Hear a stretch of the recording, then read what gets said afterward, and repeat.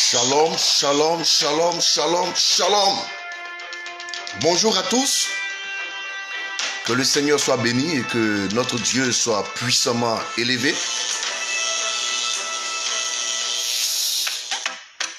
Nous ne cherchons pas. Connectez-vous, connectez-vous, connectez-vous, connectez-vous, connectez-vous. Lève-toi, exerce ton autorité. Je veux parler à quelqu'un. Alléluia. Non, non, je ne combats pas pour la victoire. Je combats déjà dans ma victoire. Jésus l'a déjà remporté pour moi. Connectez-vous, connectez-vous. Tatiana Leite soit bénie. Guillaume Conan soit béni. Connectez-vous, connectez-vous. Je veux vraiment qu'on parle encore, qu'on s'exhorte. Depuis quelques jours, nous constatons que le sujet de Didier Arafat fait beaucoup d'encre sur les toits et sur les réseaux sociaux. Les hommes de Dieu donnent leur version, les chrétiens parlent comme ils veulent, chacun parle comme il l'entend, comme il peut. Je voulais éclairer quelque chose, donc, mais en instant, écoutons un peu ce musicien, ce chanteur sénégalais, Sissa, Victoire. Après, nous allons continuer. Si tu veux me voir, il faut chercher dans le sang de Jésus. Si tu me combats, tu es vaincu par le sang de l'agneau. Ma fille Tatiana Leite, sois bénie, sois bénie, sois bénie de là où tu es. Bagidi Daniel, l'évangéliste de tous les temps. Chapeau à toi.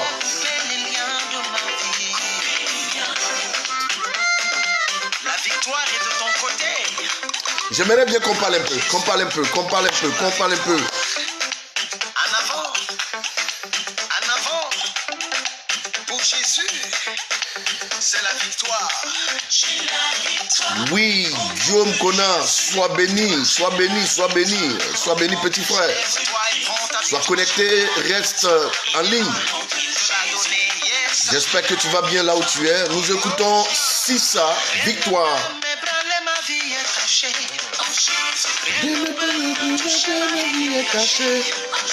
Si tu veux me voir, il faut chercher dans le sang de l'agneau. Si tu me combats, tu es vaincu par le sang de Jésus. Il a brisé les chaînes. Brisez les chaînes. Il a coupé les liens. Oh, coupez les liens. Il a brisé les chaînes.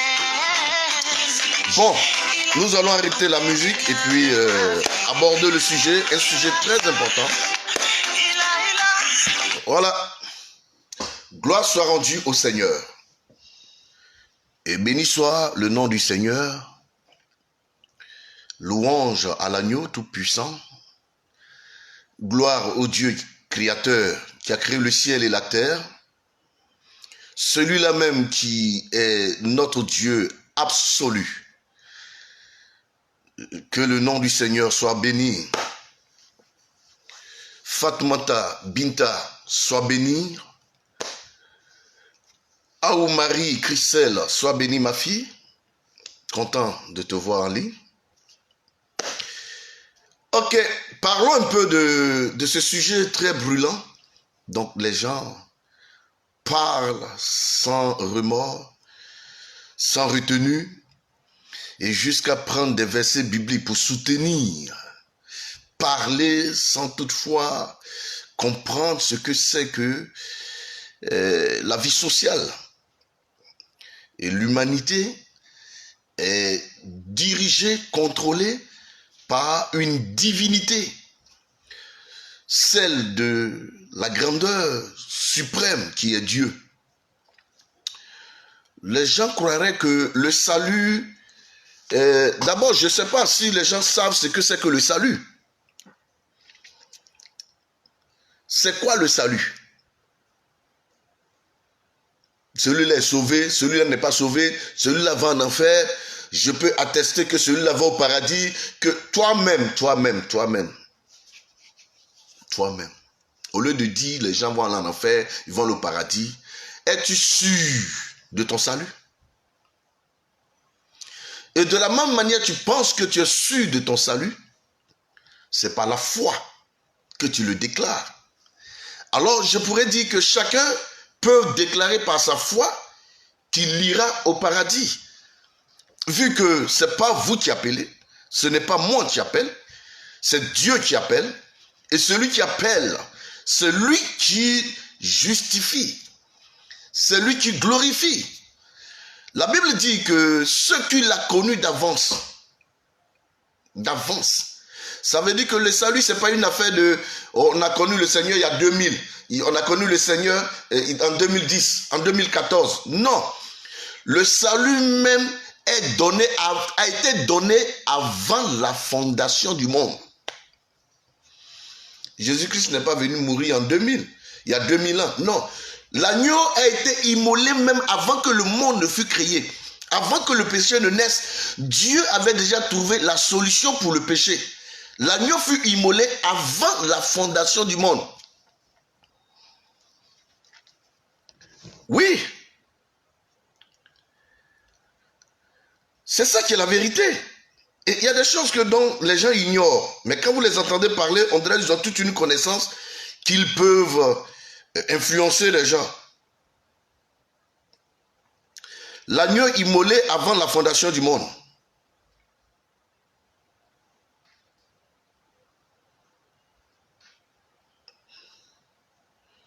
Et c'est ça qui est la vérité. Aujourd'hui, nous allons essayer de parler un peu, d'aider un peu quelques frères à comprendre certaines choses.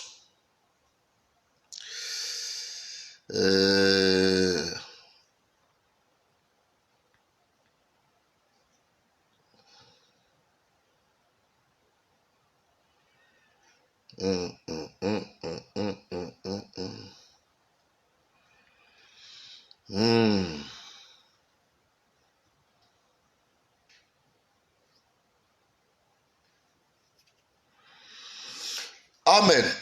Lorsque nous regardons dans le livre de 1 Pierre, le chapitre 1, le verset 20, la Bible dit que l'agneau fut immolé avant la fondation du monde, mais qui a été manifesté en notre temps, afin que nous soyons sauvés. Voilà. Didier Arafat est un Ivoirien, est un fils de la Côte d'Ivoire.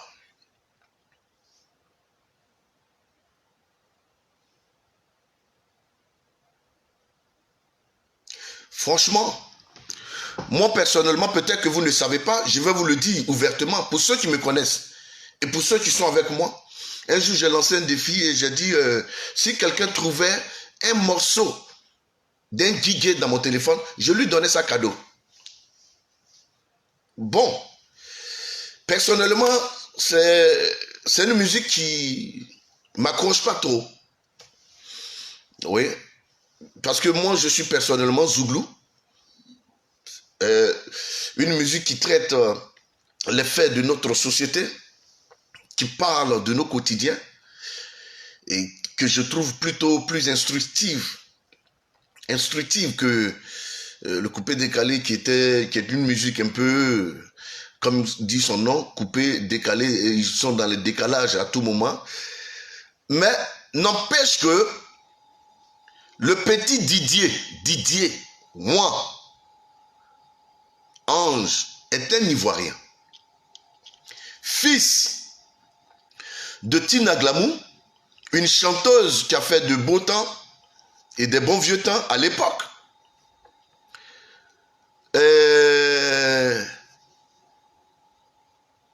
Didier Arafat qui, de façon brusque,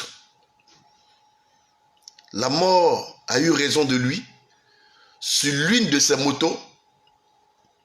Cet enfant était un vrai fan de moto.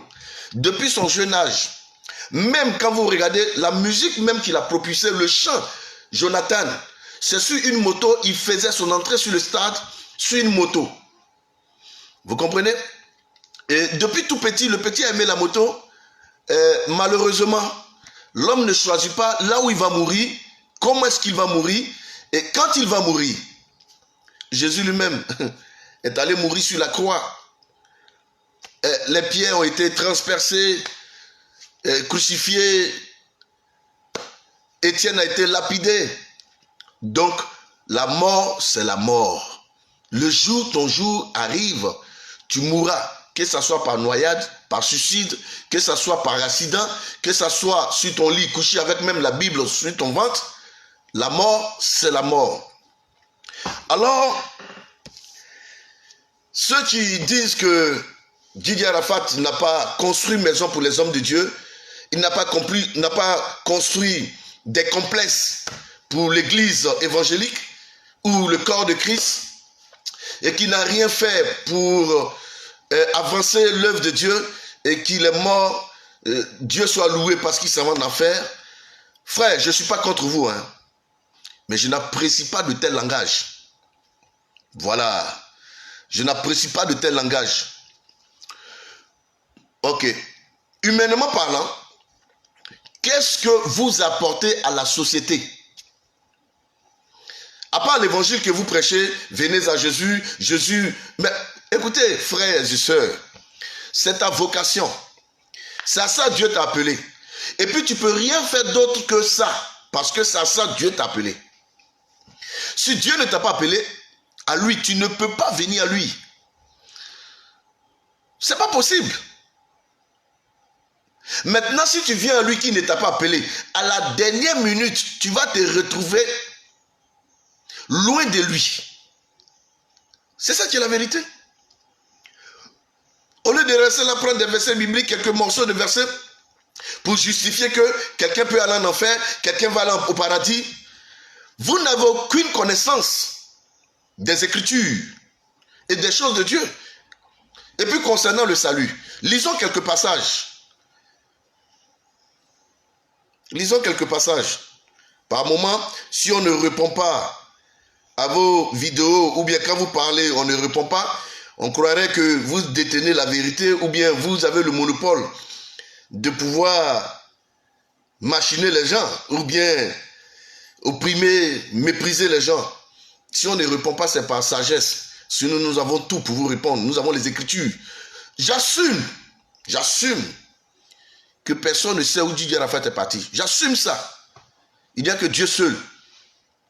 Et celui qui l'a créé. Voilà. Donc, par rapport aux Écritures, Judas Iscariote a marché avec Jésus, mangé avec Jésus. Il était plus proche de Jésus que Pierre. Parce que sur une table de 12 personnes, celui qui était plus proche, qui pouvait mettre la main, qui mangeait dans la même assiette avec Jésus, c'était Judas Iscariote. Puisque Jésus même le dit. Il dit, celui qui met la main avec moi dans la même assiette, c'est celui-là qui va me trahir. Donc s'ils sont 12 autour d'une table, celui qui est plus proche, qui pouvait mettre la main, c'était Judas Iscariote. Donc je peux dire même que Judas était plus proche, même quand ils sont à table. Judas était plus proche de Jésus. On n'a pas besoin d'expliquer, ça se vit.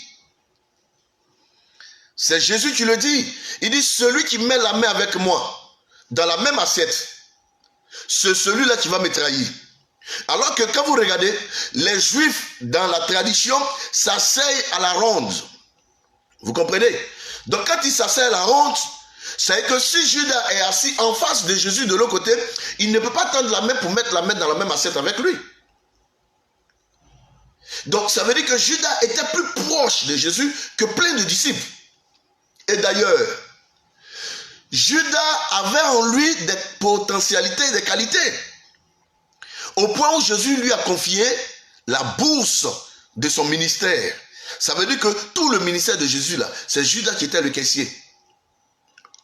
Et la Bible précise que Jésus savait que Judas même était un voleur.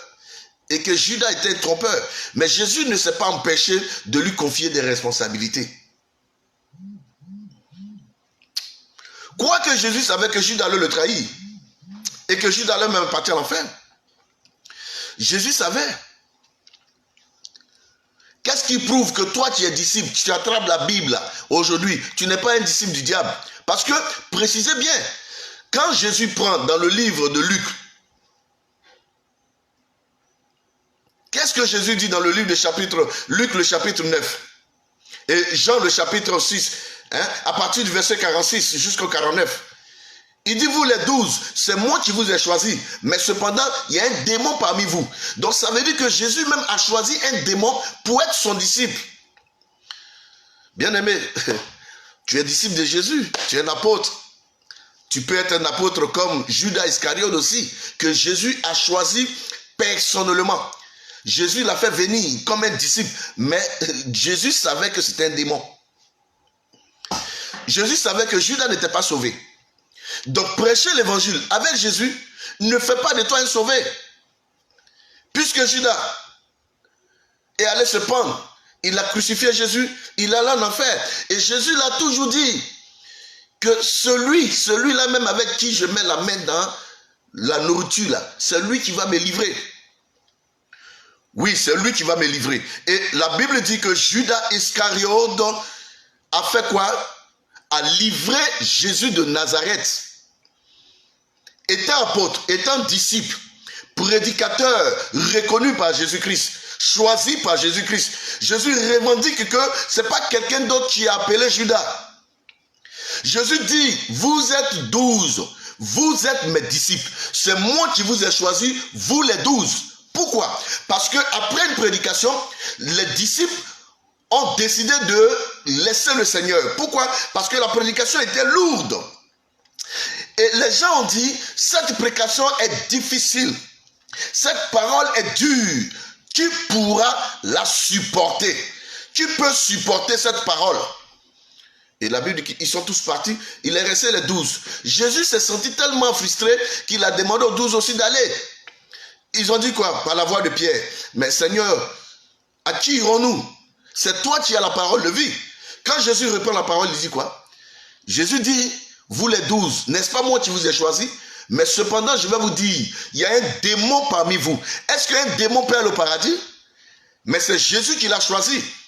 Parce qu'en ce moment précis-là, cet esprit-là avait un rôle à jouer dans le ministère de Jésus, dans la corporation des apôtres. Donc, bien-aimé, je ne sais pas si tu as la position de Pierre ou si tu as la position de Judas Iscariote. Mais cependant, personne ne peut prendre les Écritures pour me dire que Judas n'était pas un apôtre et n'était pas un disciple. Et que Judas même ne croyait pas en Jésus. Puisqu'il était un témoin de Jésus de Nazareth. Puisqu'il était prédicateur. Puisqu'il était un collaborateur direct de Jésus. Il était même le caissier, le financier de Jésus de Nazareth. Ça veut dire que Jésus, quoi qu'il soit mauvais, quoi qu'il soit, mais il avait un rôle. Et Jésus l'avait mandaté pour ça. Jésus lui a confié des responsabilités dont il n'a pas confié à certains disciples. Alors, qu'est-ce que vous en savez? Yobo Augustin Noël Kwaku, sois béni. Alors, lisons rapidement Éphésiens le chapitre 2, versets 8 à 10. Nous comprendrons quelque chose dans ce passage-là. Éphésiens. Éphésiens le chapitre 2, versets 8 à 10. Lisons ce passage. Car c'est par la grâce que vous êtes sauvés, par le moyen de la foi. Et cela ne vient pas de vous. C'est le don de Dieu. Alléluia. Bien-aimé, Éphésiens est clair que le salut que nous avons pour entrer dans le royaume des cieux n'est pas une œuvre mortelle, n'est pas une œuvre de l'homme. Ce n'est pas les efforts d'un homme. Ce n'est pas le fait de s'abstenir, de ne pas aller dans une boîte. Ce n'est pas le fait de ne pas coucher avec les filles. Ce n'est pas le fait de danser la musique païenne. Ce n'est pas le fait de s'abstenir, de jeûner 40 jours. Ce n'est pas un fait de soi. La Bible dit que le salut, on l'obtient par la foi. Et c'est un don de Dieu. La foi, c'est quoi? Hébreux le chapitre 11, verset 1. Or, la foi est une ferme assurance des choses que l'on espère, mais une démonstration de ce qu'on ne voit pas. On espère avoir le royaume. On espère un jour aller dans le royaume. Alors, nous vivons comme si nous irons dans le royaume. C'est ça la foi. Donc, nos œuvres ici sur la terre ne nous déterminent pas si nous irons au paradis ou pas. Mais c'est la foi en Jésus-Christ qui nous permettra de définir si nous irons au ciel ou pas. Car la Bible dit dans Éphésiens le chapitre 2 verset 7, verset 8, car c'est par la grâce que vous êtes sauvés, par le moyen de la foi. Et cela ne vient pas de vous, c'est le don de Dieu. C'est Dieu, dans son bon vouloir, regarde quelqu'un et lui dit, mon fils, je te fais don. Viens dans ma félicité. Je t'ai choisi. Viens au paradis. C'est ça un don. Un don, c'est faire un cadeau à quelqu'un sans recevoir en retour quelque chose. Je paye un stylo, je viens, je te dis, mon frère, je t'aime. Pour te montrer mon amour, tiens ce stylo. C'est un cadeau. Ça m'a coûté 1 million. Ah bon? Je vais rembourser. Quelle est ma contrepartie? Non, c'est un don. C'est un cadeau. C'est pour toi. Ah, vous comprenez? Le salut est un don. Le salut lui-même est un don. C'est une grâce que nous recevons. C'est pas, non, je suis saint, je me suis abstenu, Écoutez, bien-aimés, tant que vous ne comprenez pas que le salut, là, vous ne pouvez pas l'obtenir par le moyen de vos biens, vos études ou bien vos comportements, vous n'avez pas encore compris le salut. En ce moment, Jésus ne serait pas venu mourir. C'est parce que l'attitude et le comportement de l'homme ne pouvaient pas le justifier. Voilà pourquoi Jésus-Christ vient mourir en faisant ce qu'on appelle le rachat. Le rachat, c'est de racheter ce qui a été déjà acheté, vendu par quelqu'un. Quand on parle de rachat, on ne peut pas parler de rachat s'il n'y a pas eu de vente ou d'achat déjà. Alors on ne peut pas parler d'achat s'il n'y a pas eu de vente. Et on ne peut pas parler de vente s'il n'y a pas de vendeur et d'acheteur. Alors, arrêtez de nous distraire avec les quelques versets bibliques où on s'appuie dessus pour dire non, telle personne ira en enfer, Arafat n'a rien fait pour le Seigneur, Arafat, vous-même les pasteurs, à qui on a cotisé des millions pour vous donner pour construire les temples, payer les terrains, vous avez pris ça pour amener vos enfants aux États-Unis, qu'est-ce que vous avez fait? On connaît des hommes de Dieu en Côte d'Ivoire, pour qui les gens ont cotisé des millions. Je dis bien des millions, et ils n'ont rien fait. Même un terrain, ils n'en ont pas. Alors, c'est d'Arafat que vous allez venir parler pour dire que non, il a vécu dans le monde, mais c'est un enfant du monde, vous voulez qu'il vive où? Est-ce qu'il y a une raison pour qu'un homme de Dieu fasse une vidéo pour dénigrer ou pour insulter des hommes de Dieu qui ont rendu hommage à Arafat? On parle d'un fils qui est mort, un petit frère qui est mort, et qui est mort dans une situation très, très bizarre, qui touche la nation ivoirienne, même au-delà de la nation. Alors, c'est de ça qu'on est en train de parler. Est-ce que c'est une raison de venir spéculer avec quelques petits versets bibliques pour parler d'Arafat est parti en enfer, ou bien Arafat est parti au paradis? Maintenant, écoutez-moi bien, pour question du salut, je vais vous expliquer. Et si vous avez besoin de versets, je peux vous sortir un pléthore de versets.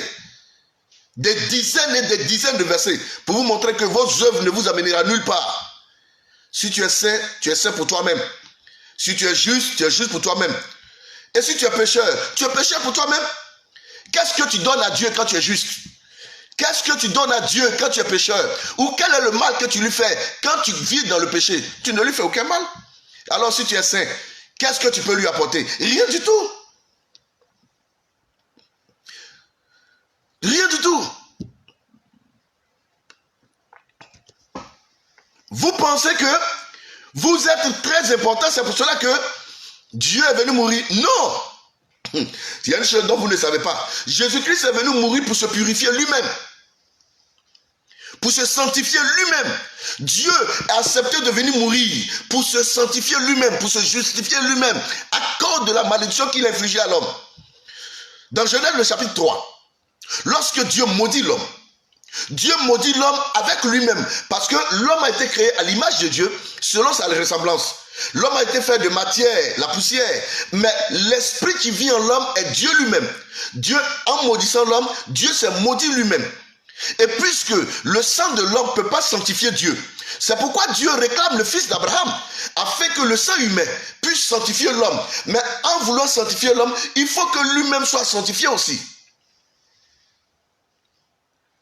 Parce que c'est son image qui est souillée, parce que c'est son image qui est maudite, c'est parce que c'est son image qui a été sous l'emprise de sa malédiction lui-même. Alors qu'est-ce que Dieu fait? Il réclame le fils d'Abraham dans Genèse le chapitre 22.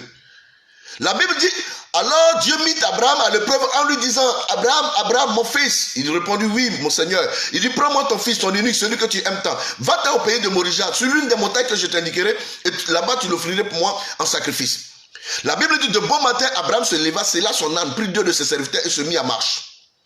En pleine marche, le fils pose la question à son père. Il dit, Père, il répondit, mon fils, qu'y a-t-il? Il dit, voici le bois, le couteau et le feu. Mais où est l'agneau pour l'holocauste? Et Abraham répondit à son fils, ne t'inquiète pas mon fils, l'Éternel lui-même pourvoira l'agneau pour l'holocauste. Vous comprenez?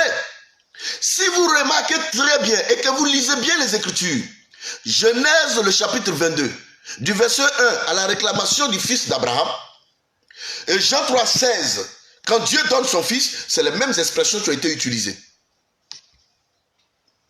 Bien sûr, c'est les mêmes expressions. Il dit, donne-moi ton fils, ton unique, celui que tu aimes tant. Jean 3, 16, car Dieu a tant aimé le monde qu'il a donné son fils, son fils unique, afin que quiconque croit ne périsse point, mais qui ait la vie éternelle. Quiconque croit au Seigneur, c'est d'accepter qu'il est le seul et le véritable Dieu de l'univers, celui qui a créé le monde, celui qui nous a créés, et qu'il est le maître suprême, et qu'en dehors de lui, il n'y a plus d'autre Dieu. C'est ça, croire au Seigneur, croire en Jésus-Christ. Le reste, c'est des détails, c'est la vie quotidienne. Aujourd'hui, tu es fort, tu parles fort. Demain, tu tombes, tu es bas. Tu parles la tête baissée. C'est comme ça, c'est dedans d'ici. Et donc, ne profite pas de l'occasion où tu es fort en ce moment pour dire que tu es chrétien, tu es un père, tu es saint. On a vu, on connaît vos histoires. Chacun de nous, on se connaît dans ce pays de Côte d'Ivoire là, on se connaît. À un moment donné, vous avez fait la une des journaux. Chacun a une vie, chacun a un passé. Donc évitez de jouer les saints et évitez de frustrer des personnes qui sont dans la douleur, qui sont en train de pleurer leur fils, qui sont en train de pleurer leur ami, qui sont en train de pleurer une importante personne qui est partie brusquement comme ça. Venez vous asseoir pour parler de qui va aller au paradis, qui ne va pas aller au paradis. Ce n'est pas l'heure du jour. Et s'il doit aller au paradis, ce n'est pas vous qui le savez. C'est Dieu qui le sait. Je dis bien, personne ne peut définir qui va au paradis ou pas, même pas par les Écritures. La seule chose que l'Écriture dit, celui qui confesse Jésus-Christ ira au paradis. Et la Bible dit, ceux qui ont été choisis depuis la fondation du monde iront au paradis. C'est un don, le salut. Voilà, pour ceux qui ne savent pas, ça ne s'achète pas. C'est quelqu'un, une seule personne qui a acheté et racheté le salut et qui l'a donné à ceux qu'il a prédestinés. Et ceux-là iront au paradis, quelle que soit leur vie. Arrêtez de distraire les gens. Vous ne connaissez pas les Écritures, vous allez venir distraire. Je rends hommage à Didier Arafat. Petit frère, franchement, je ne peux plus te parler parce que tu es décédé. Mais je vais parler à tes fans, je vais parler à ta maman, je vais parler à tes enfants. À tous ceux qui m'écoutent, j'aimerais dire que nous avons perdu un petit frère. Nous avons perdu un fils de la Côte d'Ivoire. Nous avons perdu un monument de l'art ivoirien. De l'art ivoirien. C'est un artiste. C'est un ambassadeur qui a représenté dignement la nation ivoirienne. Qui a soulevé haut les drapeaux de la Côte d'Ivoire. Aujourd'hui, tu es fier d'être ivoirien. Mais il y a des gens qui se sont battus pour que la Côte d'Ivoire soit au sommet. Joël a dit, sois béni. Alors, il faut que les gens arrêtent ça et il faut que les gens comprennent qu'il est important de soutenir une famille qui pleure et qui est dans la douleur. Est-ce que c'est votre rôle de venir dire à la famille que leur fils s'en va en enfer? Est-ce que c'est votre rôle de venir dire à la famille que leur fils ou leur fille ira en enfer parce qu'il n'a pas choisi Jésus, il n'a pas connu Jésus? Qu'est-ce que vous savez de la dernière seconde de cette personne avec le Seigneur? Qu'est-ce que vous en avez? Ou qu'est-ce que vous savez? Terminons nos écritures. Voilà ce que la Bible dit, le verset 9. Il dit, ce n'est point les œuvres, ce n'est point par les œuvres, afin que personne ne se glorifie. Ce n'est point, excusez-moi, je vais mettre ma climatisation. Waouh, j'avais oublié, c'est pourquoi je commence à transpirer.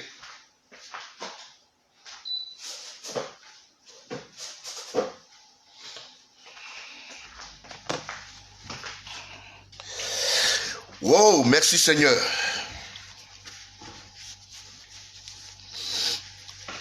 Est-ce que pendant que les gens sont dans la douleur, ils sont en train de pleurer leur fils qui est mort, leur petit frère, leur camarade qui est mort, est-ce que c'est votre rôle de venir leur dire que leur frère, leur camarade est parti en enfer? Toi, est-ce que tu n'as pas de parents païens? Tu as fini de convertir tes parents? Tu as fini de les amener au Seigneur?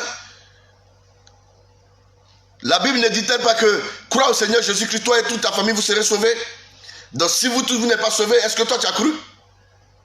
Parce que si tu crois, toi et ta famille, vous devrez être sauvés. C'est une promesse. À cause de ce que tu crois, par la foi, la Bible dit, toi et ta famille, vous serez sauvés. Mais c'est ça qui est la vérité. Donc c'est de croire qu'à partir de toi, ça a été une promesse, à partir de toi, toi et tes petits frères, toi et tes cousins, parce que tu pries pour eux. Ça veut dire quoi? Ça veut dire que, quelle que soit leur vie, Dieu permettra qu'à une occasion, ils puissent se repentir et accepter le Seigneur avant de rentrer dans la félicité. C'est ça la foi. C'est ça la foi. Qui parmi vous, de par ses œuvres, peut changer le monde? Qui parmi vous? Alors la Bible dit quoi? Ce n'est pas par les œuvres, afin que personne ne se glorifie. Donc arrêtez de vous glorifier pour le salut. Vous n'avez pas reçu le salut à cause de vos œuvres. Parce que vous partez à l'église, parce que vous priez, parce que vous allez prêcher l'évangile, parce que vous faites des jours de jeûne. Si vous pensez que c'est ça qui vous a donné le salut, vous n'avez pas encore connu la Bible. Vous ne connaissez pas les Écritures. Le salut, ce n'est pas l'œuvre d'une personne. Ce n'est pas une perfection d'attitude ou de comportement. Le salut, c'est un don que Dieu donne. C'est un don. Personne ne peut se racheter. Personne ne peut se racheter. Personne. Voilà. Ce qui est clair. Et la Bible dit, car nous sommes son ouvrage, ayant été créé en Jésus-Christ pour de bonnes œuvres que Dieu a préparées d'avance, afin que nous les pratiquions. Donc les bonnes œuvres que nous pratiquons, ce n'est pas que nous-mêmes nous le voulons. Ça a été créé, ça a été fait. Dieu le voulait ainsi. Donc si tu le fais, fais-le pas parce que tu es bon, pas parce que tu es juste, parce que Dieu voudrait que tu le fasses. Ça s'arrête là, c'est un don. Si aujourd'hui tu es saint, c'est Dieu qui t'a fait grâce. Si aujourd'hui tu peux t'abstenir, c'est Dieu qui te fait grâce. Il faut que tu le saches. Ça ne vient pas de toi. Ce n'est pas de ta force. Oui, il faut que tu le saches. Ce n'est pas de ta force. Je relis le verset 10. Il dit, car nous sommes son ouvrage. Nous-mêmes, nous sommes son ouvrage. Ayant été créés en Jésus-Christ pour de bonnes œuvres que Dieu a préparées d'avance, afin que nous les pratiquons. Donc, oui, Marie-Laure Zonati, sois bénie depuis Paris. Sois bénie. Sache que Dieu t'a fait grâce et que le salut que tu as, tu ne l'as pas eu parce que tu as prié, tu as jeûné. Non, tu l'as eu parce que Dieu t'a fait grâce. C'est de ça qu'il est question, mes amis. C'est de ça qu'il est question. Lisons un passage dans le livre de Job, le chapitre 25. Job, le chapitre 25. Job, je le dis et j'assume. Voilà. Je le dis et j'assume. Autant tu peux prendre la Bible pour démentir des choses ou casser des choses. il y a des écritures pour que je puisse dire à quelqu'un que le salut, ce n'est pas les œuvres d'une personne. Le salut, c'est une œuvre spirituelle. C'est une œuvre divine. Une grâce que Dieu accorde à quelqu'un. Voilà, c'est comme la grâce présidentielle. Tu es condamné à mort, tu n'as pas le droit de sortir, aucun avocat ne peut te défendre, aucun juge ne peut te libérer. Mais un jour, le président vient et puis il dit, bon, écoutez, je fais grâce à tous les prisonniers de 2011 jusqu'en 2019. Alors, tous ceux qui sont condamnés à vie, ils sortent, ce n'est pas par le moyen de leur œuvre, ce n'est pas parce qu'ils se sont reconvertis, ce n'est pas parce qu'ils ont eu un bon comportement. Non, c'est une grâce présidentielle. C'est cette grâce-là, oui, qu'on appelle le salut. Il doit son salut au président. Il doit sa sortie au président. Voilà. Nous avons été condamnés et il n'y avait personne pour nous délivrer. Personne pour racheter le prix. Mais Dieu, il n'y a plus au Seigneur de venir nous faire grâce. Et cette grâce-là, par Jésus-Christ, il a payé le prix sur la croix afin que nous ayons le salut. Quiconque croit à la vie éternelle. Ce n'est pas une vie qu'on a aujourd'hui et puis demain on peut perdre. Non. Le mot éternité là, hein, vous qui êtes parti à l'école, l'éternité, c'est pas l'hebdomadaire, c'est pas un truc de jour, c'est pas un jour, un truc annuel. Non, l'éternité c'est pour toujours. Jean-Luc Nzoué, sois béni mon fils. L'éternité c'est pour toujours. Job 35, Job 25, pardon. Lisons le verset 4. Alléluia. Comment l'homme serait-il juste devant Dieu? Comment celui qui est né de la femme serait-il pur? C'est Job. Quand Job a eu ses problèmes, ses amis sont venus le consoler. Et que lorsqu'ils ont prié pour lui, ils ne voyaient pas le miracle où la guérison s'accomplit. Ils ont commencé à accabler Job pour dire non, est-ce que c'est pas parce que tu as péché? Est-ce que c'est pas parce que tu as fait ceci? Est-ce que c'est pas parce que tu as fait cela? Bien aimé, il n'en avait rien de tout ça. Alors Job pose la question, mais de savoir, est-ce que quelqu'un qui est né d'une femme peut être juste devant Dieu? Ou un homme peut-il être pur devant le Seigneur? Non. Pas du tout. C'est pas possible. Un homme est fait pour pécher. Le corps de l'homme, depuis le temps des temps, et que le péché est rentré dans le monde, ce corps est un corps mortel. Ce corps sera puni. Ce corps retournera à la poussière. Mais l'âme qui est en nous, qui est rachetée, ira à Dieu. C'est de ça qu'il est question. Qu'est-ce que tu peux faire pour retenir, toi, ton corps, à ne pas pécher? Qu'est-ce que tu peux faire pour retenir ton corps à ne pas pécher chaque jour? Chaque jour que Dieu fait, les pensées négatives qui défilent dans nos têtes, les pensées, c'est naturel, c'est comme ça. La nature adamique est là. Quoique nous soyons convertis et que nous sommes une nouvelle créature, mais nous avons notre mentalité, notre subconscience, notre vie adamique encore, qui est la chair. La chair est faite pour faire quoi? La chair est faite pour commettre tout ce qui est contraire aux choses de Dieu. Tu ne peux rien faire de toi-même pour être juste. Ce n'est pas possible, frère. Arrêtez de mentir et de soumettre le peuple sur des jours que vous-même vous ne pouvez pas gérer. Alors, c'est de ça qu'il est question. Ce n'est pas une affaire de gros cœur. Ce n'est pas une affaire de venir s'asseoir, dire aux gens qui sont bêtes, non, je suis en train de vous parler, je peux le dire, je peux le confirmer. Ce n'est pas une affaire comme ça. Tout le monde peut dire, tout le monde peut confirmer, mais il faut dire ce qui est juste. On pleure à Arafat. Moi-même, je ne l'ai jamais vu.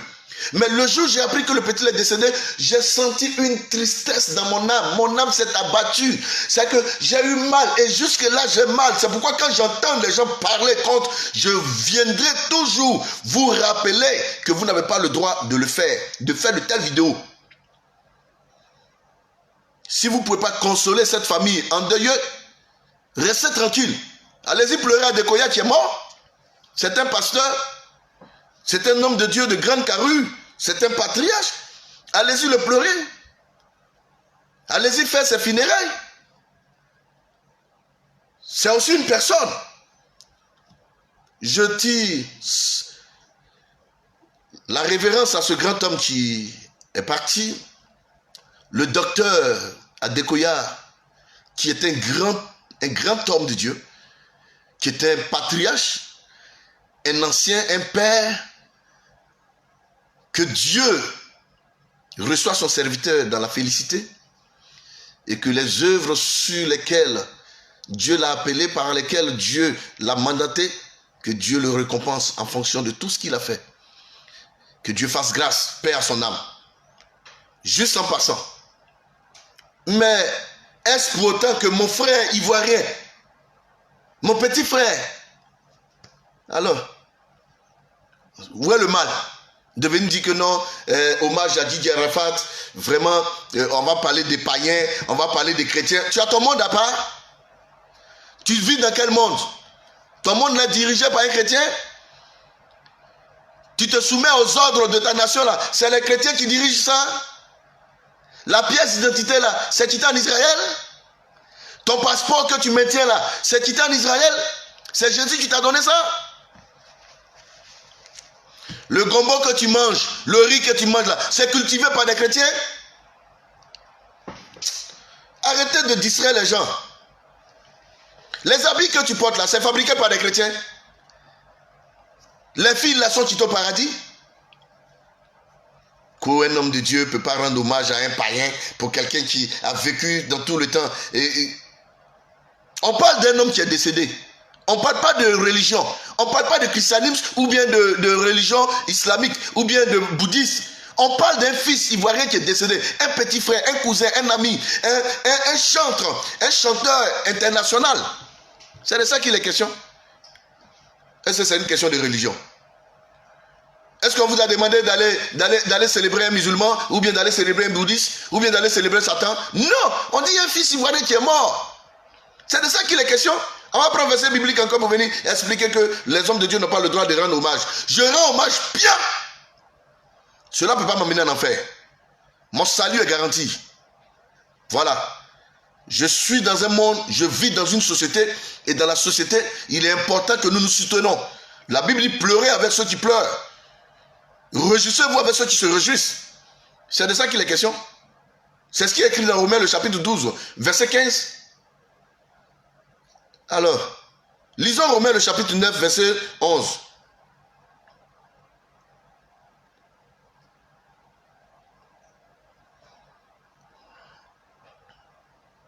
Romains 9, verset 11.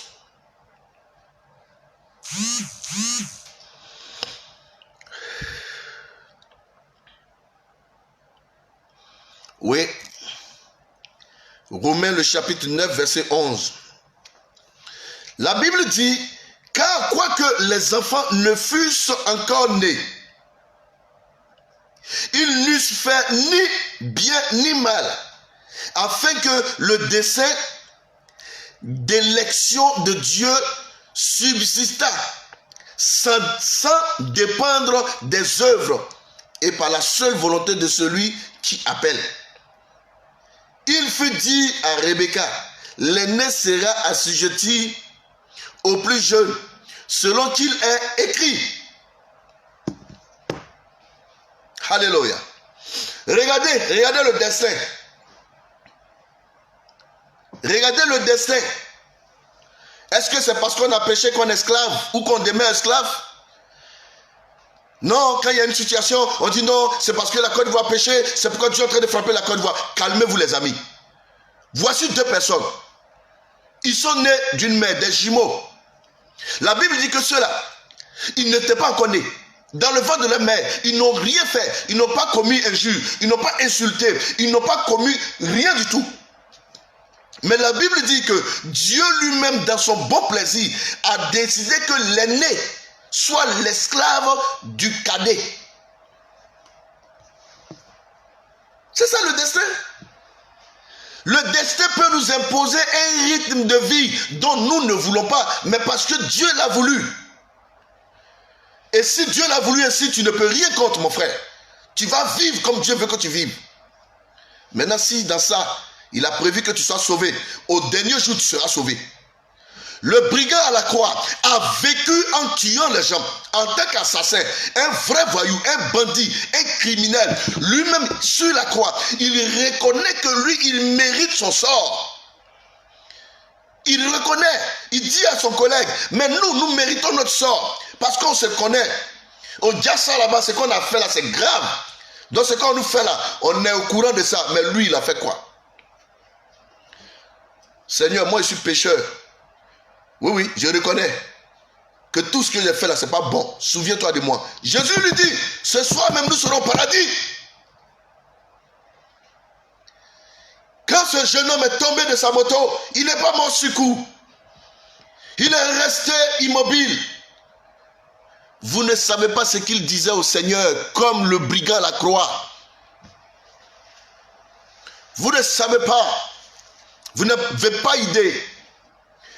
Car quoique les enfants ne fussent pas encore nés, et ils n'eussent fait ni bien ni mal, afin que le dessein d'élection de Dieu subsistât, sans dépendre des œuvres, et par la seule volonté de celui qui appelle. Il fut dit à Rebecca, l'aîné sera assujetti au plus petit selon qu'il est écrit. J'ai aimé Jacob et j'ai haï Ésaü. Voilà. Quel est le mal que Ésaü a fait? Quel est le péché qu'il a commis? Dieu a aimé le plus petit, il a haï. C'est lui qui dit, il dit je l'ai haï. Est-ce que vous connaissez ce que Dieu est? Vous connaissez que ce que Dieu aime? Ne jouez pas avec la destinée des gens. Quand on dit un destin, c'est un chemin tracé dans lequel tu marches. Tu n'as pas de volonté, ça s'impose à toi, c'est un rythme. Jusqu'à ce que Dieu te fasse grâce. C'est clair. Lisons le verset 16. Ainsi donc, cela ne dépend ni de celui qui veut, ni de celui qui court, mais de Dieu qui fait miséricorde. Oh, alléluia. Yes, oh, non, le verset 16 me plaît trop, ça me plaît trop. Que dirons-nous donc, verset 14? Que dirons-nous donc? Y a-t-il en Dieu de l'injustice? Loin de là. Verset 15. Car il a dit à Moïse, je ferai miséricorde à qui je fais miséricorde, et j'aurai compassion à qui j'ai compassion. Ainsi donc, cela ne dépend ni de celui qui veut, ni de celui qui court, mais de Dieu qui fait miséricorde. Car l'Écriture dit à Pharaon, je t'ai suscité à dessein pour montrer en toi ma puissance, afin que mon nom soit publié partout, par toute la terre. Voilà. Donc, Pharaon lui-même là, ce qu'il a fait aux enfants de Dieu, aux Juifs, la maltraitance que Pharaon a fait aux enfants de Dieu, Dieu dit à Pharaon, il dit c'est moi qui ai fait ça, je t'ai suscité à dessein pour faire exploser ma gloire sur la terre. Mais en quoi est-ce que vous direz que Pharaon est méchant? Ou Pharaon est mauvais? Dieu dit c'est lui-même qui a fait ça. C'est lui qui a créé Pharaon. C'est lui qui a suscité Pharaon. Il dit il a fait ça à dessein. Frère, vous n'avez pas idée des Écritures. Si je veux pousser loin, je risque d'étaler vos lacunes. Je vais vous laisser là comme ça. Donc évitez vos polémiques paraboliques. Hein? En parabole, genre, vous allez parler parce qu'on a fait une vidéo, on a parlé, vous allez venir parler pour faire jouer les connaisseurs là. Calmez-vous, laissez ça. On est des frères, on est des amis, on est des collègues. Hein? Laissons les petits pics là. Voilà, moi je soutiens l'hommage à Didier Arafat. Et puis je peux prouver ça. Et je continue de prouver ça. Tout ce que je viens de citer là, les versets bibliques là, démontez-moi et démontrez-moi que c'est faux. Vous ne pouvez pas me démonter, vous ne pouvez pas me démontrer le contraire. C'est clair? Proverbe le chapitre 19, verset 21, je termine avec ça.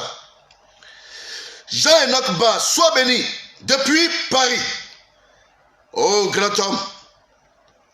Proverbe, le chapitre 19, verset 21. Oh, j'aime bien ce passage-là. J'aime bien ce passage. Lisons le verset 21. Alléluia. Verset 20 d'abord. Il dit, écoute les conseils et reçois l'instruction, afin que tu sois sage dans la suite de ta vie. Écoute bien. Afin que tu sois sage dans la suite de ta vie.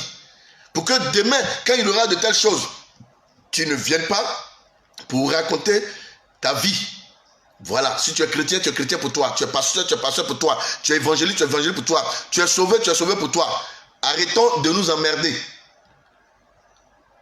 Le petit a vécu, le petit est mort, on déplore la façon dont il est mort, la façon dont il s'est amusé à sa bécane.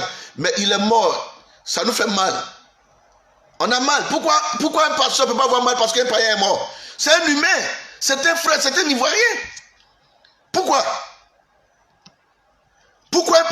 un pasteur ne peut pas pleurer parce que son cousin qui est féticheur ou marabout est mort? Est-ce que c'est le fétiche qui vous réunit?